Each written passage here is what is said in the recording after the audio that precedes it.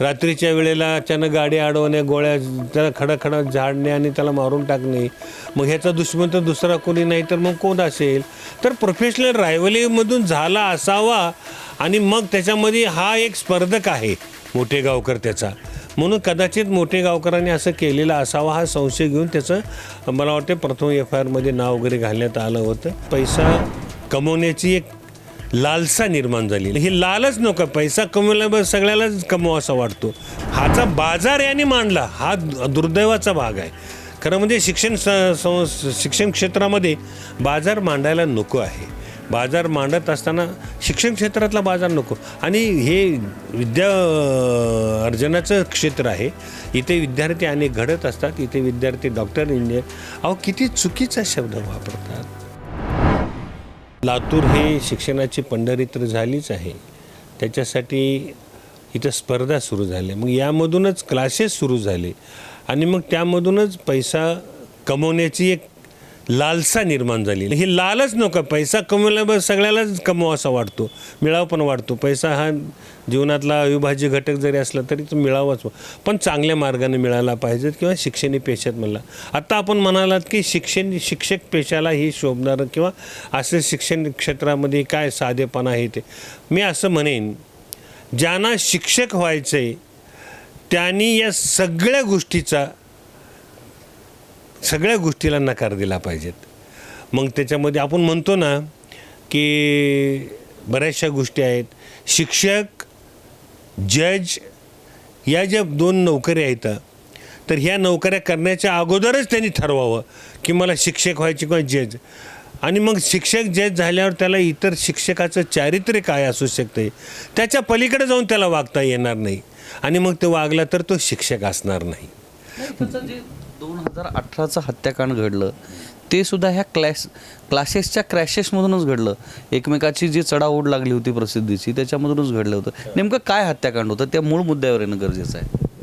इथे चव्हाण नावाचा एक दुसरा क्लासेस चालवत होता, त्याचं नाव मला काही आठवत नाही.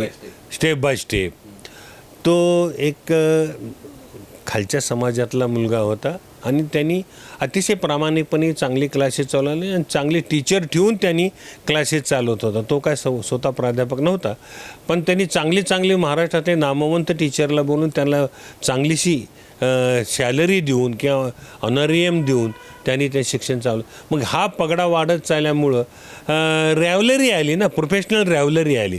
मग हाही प्रोफेशनर आणि मोठे गावकरी प्रोफेशनर. कदाचित या गोष्टीमधून असं घडलेलं असावं, पण मी त्याचं काही कॉन्क्रीटली असं मी सांगणार नाही किंवा सांगता येणार पण नाही मला.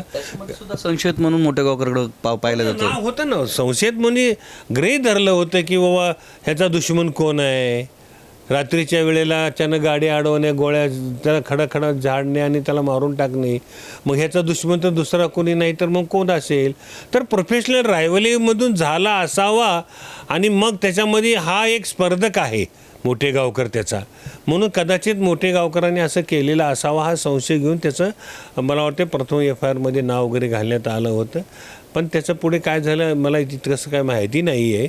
पण त्याच्यामध्ये त्यांच्या नावाचा संशयाची सुरी मात्र मोठे गावकरापर्यंत पोहोचली होती. म्हणजे या एज्युकेशन सिस्टीमच्या ह्या क्लासेसच्या ह्याच्यामध्ये एकमेकांची चढाओढ ज्यावेळेस लागली होती त्याच्यामध्ये खुनासारखा प्रकारसुद्धा 2018मध्ये घडला.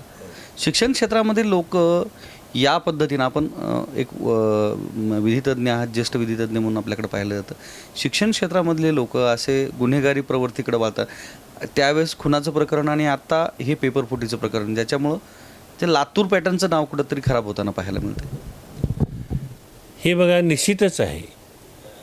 लातूरला एक लोकांनी शिक्षणाची पंढरी किंबहुना लातूर पॅटर्न म्हणून लातूरची जी ओळख झाली होती त्याला कुठेतरी गालबोट निश्चितपणानं लागतो आहे. पण गालबोट लागला म्हणून लातूर पॅटर्न संपुष्टात आला असं आपल्याला म्हणता येणार नाही आहे. पण हा जो पॅटर्न आहे खरोखरच आपणाला वाखाणण्याजोगा आहे. आपण या पॅटर्नमध्ये लोकांनी याचा गैरसमज करून घेऊ नये. एखादी वन ऑफ द मोठे गावकर म्हणजे तो एखादी क्लासेसवाला वन ऑफ द क्लासेस आहेत त्याचे. बाकी दुसरेसुद्धा क्लासेस चांगल्या पद्धतीनं मेहनत घेतात, काम करतात आणि दुसरे क्लासेसचा चांगला नियोजन. विशेषतः शाहू कॉलेजचे मुलं तिथं सगळं शिकवलं जाते.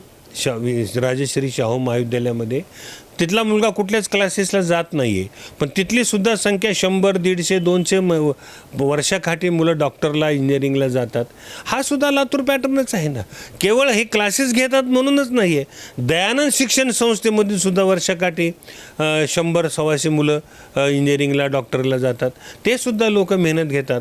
त्यांनी एक सांगितलं की त्यांचेसुद्धा मुलं कुठल्या क्लासेसला पाठवत नाही त्यांनी. पण जे काय बाहेर गावाहून येणारी लोक आहेत, ज्यांना वाटतं की आपल्याला थोडक्यात समजायचं म्हणजे विद्यावर्धिनी आहे, बाकी दुसरे क्लासेस आहेत किंवा RCC आहे, याच्याकडे फक्त ॲडमिशनला येतात, फक्त क्लासेस करतात आणि मग नाममात्र कुठेतरी ॲडमिशन मुलाला देतात, कुठल्या तरी ग्रामीण भागातला कॉलेजला असेल, कुठेतरी असेल, आणि मग ते फक्त मुलाला इथं ठेवून त्यांचे क्लासेस करतात आणि त्याच्या माध्यमातून रिझल्ट प्राप्त करतात. हाचा बाजार यांनी मांडला, हा दुर्दैवाचा भाग आहे. खरं म्हणजे शिक्षण क्षेत्रामध्ये बाजार मांडायला नको आहे. बाजार मांडत असताना शिक्षण क्षेत्रातला बाजार नको. आणि हे विद्या अर्जनाचं क्षेत्र आहे. इथे विद्यार्थी अनेक घडत असतात. इथे विद्यार्थी डॉक्टर, इंजिनियर, अहो किती चुकीचा शब्द वापरतात. RCC म्हणजे डॉक्टर बनवण्याची फॅक्टरी. काय शब्द वापरावा, कुठला शब्द वापरावा? हा कसला एज्युकेशन आहे, कसला टीचर आहे हा? किती प्रसिद्धीला पावायचं? अहो पद प्रतिष्ठा आणि पैसा याच्यामागं किती लागायचं याला मर्यादा आहेत. हा चक राजकारणापेक्षा पुढं जाऊन बोलतो हा. त्याचे चॅनलवर वर्षानुवर्षाची ॲड होते. एवढी करायची गरज आहे का? तुमच्याकडे जर दर्जेदार एज्युकेशन असेल, तुम्ही जर खरंच प्रामाणिकपणे विद्यार्थ्यांना शिक्षण देत असाल, तर तुम्हाला जाहिरात करायची आवश्यकता आहे का? अजिबात नाही आहे. लोकाला चांगलं वाईटमधला फरक आजही कळतो आहे. आणि जिथं चांगलं एज्युकेशन मिळते तिथं स्वतःहून गुरुकुलला पूर्वी पाठवायचे मुलं. त्याला काय तुम्ही काय तिथं का प्रसिद्धी माध्यम होते का त्यावेळेस? काही नव्हते, पण तिथं पाठवत होते. सर, शिवराज मोठेगावकर हे 1999मधलं नाव, एक छोटासा प्राध्यापक. सुरुवात कशी, आपण इथलचे स्थानिक आहात, कशी सुरुवात होती त्यांची, काही आहे आपल्याला कल्पना? बघा, सुरुवातीला तो दुसऱ्या घरोघर जाऊन क्लासेस घेत होता असं म्हणतात बरं का. आणि त्याच्यानंतर मग दुसऱ्या क्लासेसवर तो जाऊन शिकवायला लागला. मग त्याच्यामध्ये ती प्रेरणा आली की मी दुसऱ्या क्लासमध्ये जाऊन जर दुसऱ्याला पास करू शकतो तर मी का काढू नये.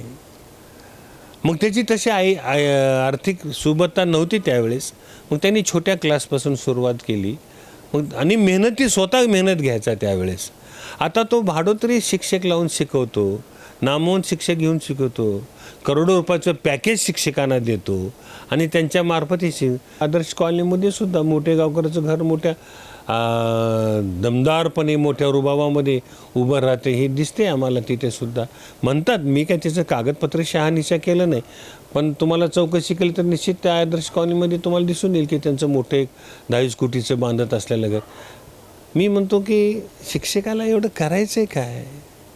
अहो, टाटा बिर्लानी काय घेऊन गेलं, अजितदादांनी काय घेऊन गेले, किती पैशाची वडवड करायची अजितदादांनी, काय सोबत नेला, कधी मेला हे सुद्धा कळालं नाही, कसा मेला हे सुद्धा कळालं नाही.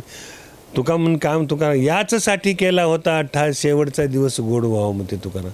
अरे तुम्हाला मरण कुण्या पद्धतीने येते त्याच्यावर तुमच्या जीवनाचा सगळा 18 दिसत असतो. म्हणून चांगलं मरण येणं सुद्धा, आता अजितदादाला मी नाव ठेवणार नाही, पण कसं मरण आलं ती